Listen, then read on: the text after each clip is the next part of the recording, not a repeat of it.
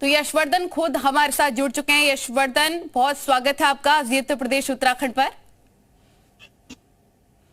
धन्यवाद। IQ level आपका 129 निकला है और बताया जा रहा है कि कक्षा 7 से सीधा 9वीं क्लास में आपको प्रमोट कर दिया गया है। कैसा लग रहा है आपको?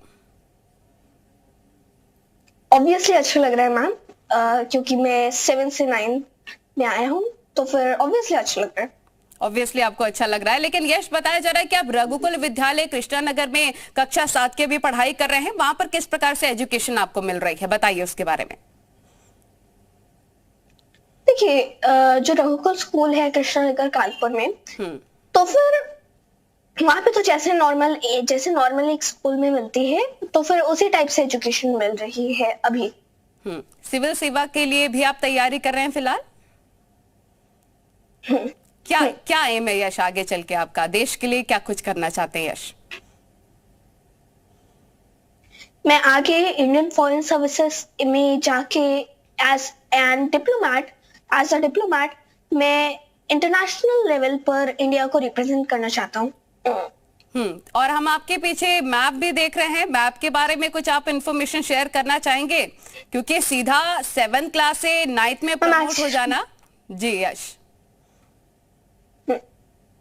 तो एक्चुअली मेरा मैप पे भी थोड़ा सा स्ट्रॉन्ग कमांड है, तो फिर आप कोई भी कंट्री मुझसे पूछ सकते हैं, तो फिर मैं बता सकता हूँ कि कोई भी कंट्री कहाँ है। यूरोप के बारे में जरा बताइए, यूरोप के कंट्रीज के बारे में बताइए, वहां के कुछ ऐसे एक्सक्लूसिव कल्चर के बारे में, वहां की क्या कुछ खासियत है उसके बारे में बताएंगे आप यश? यस मैम, देखिए यूरोप एक बहुत ही डाइवर्स कॉन्टिनेंट है, क्योंकि आप देखें थोड़ा सा यूरोप का जो ईस्टर्न वाला पार्ट है, वहां पे आपको स्लाविक्स मिलेंगे और बाल्कन्स मिलेंगे। और फिर अगर आप जो मध्य वाला यूरोप वाला क्षेत्र है, तो वहां पे स्विट्जरलैंड आ जाता है, ऑस्ट्रिया आ जाता है, जहाँ पे कई सारे जर्मन लोग भी पाए जाते हैं। फिर थोड़ा सा वेस्ट की ओर जाएंगे तो फिर आपको स्पेन, पोर्तुगल, फ्रांस, फिर यूके, आयरलैंड, आइसलैंड ऐसे कंट्रीज मिलेंगी। और फिर आप देखेंगे कि यूरोप बेसिकली एक डाइवर्स कॉन्टिनेंट है, क्योंकि यूरोप में कई सारी कंट्रीज है, कई सारी लैंग्वेजेस है और कई सारे कल्चर्स है और कई सारा जो वहाँ का फूड कुजीन है वो भी वर्ल्ड वाइड फेमस है। तो आप कभी कॉलोनियल पीरियड में जब अच्छा जाहिर करते हैं इंटरनेशनली ट्रैवल करने का यश? अगर मैं सच बताऊं तो फिर अगर मेरा सिविल सर्विसेज से थोड़ा सा ना होता इंटरेस्ट, तो फिर मैं ट्रैवलर ही होता। बिल्कुल खूब। और क्योंकि आप देखिए कोचिंग संस्थान में फ्री ऑफ कॉस्ट पढ़ा रहे हैं जो सिविल सेवा की तैयारी कर रहे हैं उनके बच्चे के लिए, उनके बारे में जरा बताइए, क्योंकि काफी ज्यादा मोटिवेटिंग है कि आप इतने बड़े बच्चों को, वो भी सिविल सेवा की जो तैयारी कर रहे हैं, उनको खुद पढ़ा रहे हैं free of cost. Yes ma'am, basically मेरा फ्री एंड फेयर एजुकेशन में मेरा विश्वास है। तो फिर बेसिकली मेरा यही सोचना था कि बच्चे तो पढ़ेंगे, बट अगर कोई बच्चा पढ़ रहा है तो फिर वो और भी लोगों को बताएगा, और भी लोग यूट्यूब पे वीडियोस देखेंगे और उन लोगों को भी लगेगा कि उनको भी अपने बच्चों को मोटिवेट करना चाहिए। तो ऐसे करके कड़ी बनती जाएगी और फिर बच्चे पढ़ते जाएंगे, और मेरा यही मोटिव है। क्योंकि हमारा इंडिया जो है, जो देखिए कि एंशियंट टाइम्स में, वैदिक पीरियड में हम लोगों का जो नेशन है, पहले तो इंडिया था ही नहीं, तो भारत जो था वो एक बहुत ही ज्यादा फेमस कंट्री था वर्ल्ड वाइड एजुकेशन के क्षेत्र में। लाइक नालंदा भी चलती थी, तक्षशिला भी चलती थी, विक्रमशिला भी चलती थी, ओदंतपुरी भी चलती थी। तो फिर कई सारी यूनिवर्सिटीज, इंडिया एक एजुकेशन हब था। बट आज के समय आप देखेंगे यूएस है, यूरोप है। तो फिर आप इसी तरीके से देखेंगे तो फिर मेरा फ्री ऑफ कॉस्ट पढ़ाने का एक तो मकसद यही था कि बच्चे पढ़ेंगे तो फिर उनको भी अच्छा लगेगा। तो फिर फ्री ऑफ कॉस्ट मेरा फ्री एंड फेयर एजुकेशन में भरोसा है। और क्योंकि कोविड पीरियड के बाद भी कई लाइक आप गाँव में देखेंगे, गाँव और शहर में तो बच्चे तब भी ऑनलाइन एजुकेशन प्राप्त कर पाए, बट गाँव में बच्चे एजुकेशन को प्राप्त नहीं कर पाए कोविड पीरियड में।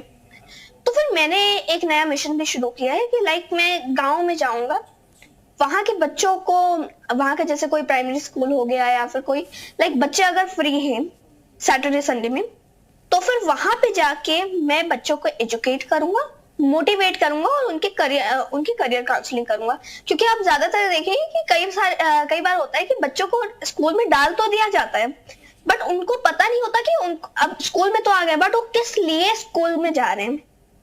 क्योंकि आप देखिए कि राधा कृष्ण कमेटी जो आई थी एजुकेशन पर आजादी के बाद, जो एजुकेशन के लिए पहला कमीशन बैठा था हमारा एजुकेशन के लिए भारत की आजादी के बाद, तो फिर आप देखेंगे उसमें यह कहा गया था कि 12 साल का प्री यूनिवर्सिटी कोर्स होना चाहिए यूनिवर्सिटी में जाने से पहले का। अब 12 साल मुझे बताने की जरूरत नहीं कि क्लास 1 से लेके क्लास 12 तक ये प्री यूनिवर्सिटी कोर्स ही चल रहा है। कई बच्चों को ये नहीं मालूम है।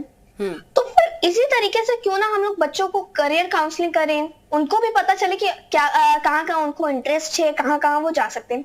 इसी वजह से मैं सोच रहा था कि क्योंकि कोविड पीरियड के बाद से भी बहुत सारे गांव के बच्चे भी इफेक्ट हुए, तो ये मेरा मकसद है। और योगी सरकार भी इसी तरह से कार्य कर रही है, यश आपको पता ही होगा फ्री एजुकेशन को लेकर। हम देख रहे हैं तस्वीरें अपने दर्शकों को दिखा रहे हैं कि सीएम योगी आदित्यनाथ के साथ भी आपने फोटो खिंचवाई है, उनसे क्या कुछ बातचीत हुई आपकी?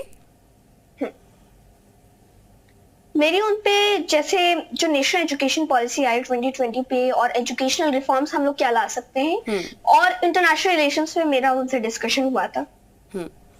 और यश आपके नाम एक खास रिकॉर्ड भी दर्ज है, उस रिकॉर्ड के बारे में बताइए, क्योंकि हॉकवुड वर्ल्ड रिकॉर्ड में आपका नाम दर्ज है, बताइए उसके बारे में। बेसिकली जनवरी 11, 2022 में मुझे हार्वर्ड वर्ल्ड रिकॉर्ड्स की तरफ से as I was recognized as the youngest historian in the field of history and international relations, मुझे इसका अवार्ड मिला। और जो हार्वर्ड वर्ल्ड रिकॉर्ड्स है ये एक लंदन की संस्था है जो वर्ल्ड वाइड जिन लोगों के पास यूनिक टैलेंट है उनको रिकॉग्नाइज करती है।